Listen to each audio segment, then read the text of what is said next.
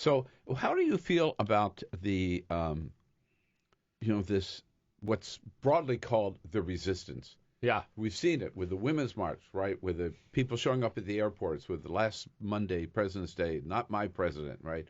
The town halls, right? You, as such an activist, Yeah. where's this all coming from? It's interestingly, it's not being organized by the Democratic Party because the Democratic Party was in the middle of a leadership fight, and this was all happening. Well, yeah. Again, in fairness to my friends who actually work at the party here, so on the Women's marches, they were involved in D.C. in turnout and were active themselves. I don't know whether officially, but I mean they definitely were actively involved in that. But yeah, so I think two things. One, I think resistance is great, but as we learned in the election itself, we need to be fighting for things. And I think, part of the resistance is sort of the continuation of the presidential campaign.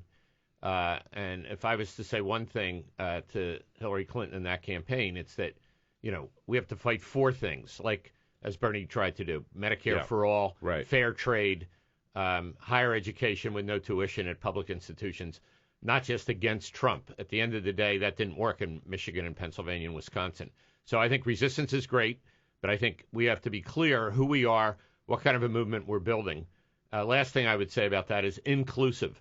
I spent about 8 hours in the street at the Women's March listening and asking questions, not just listening to the podium, but listening to women around me. And I think the inclusivity of that, not trying to have a line, not so much the podium, that's where we have to go. Right.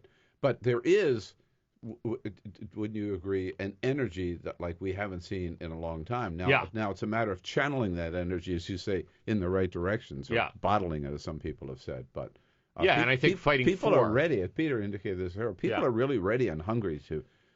Yeah, I think the challenge is going to be getting millions. Hillary Clinton got 68 million votes. So I say to my friends involved in the resistance, including our revolution, literally at every staff meeting, she had 68 million votes. So let's measure our movement by numbers like that, not just by the number of people that might be at town hall meetings, which is great. But we need a massive majority movement of tens of millions of Americans fighting for real change. Right.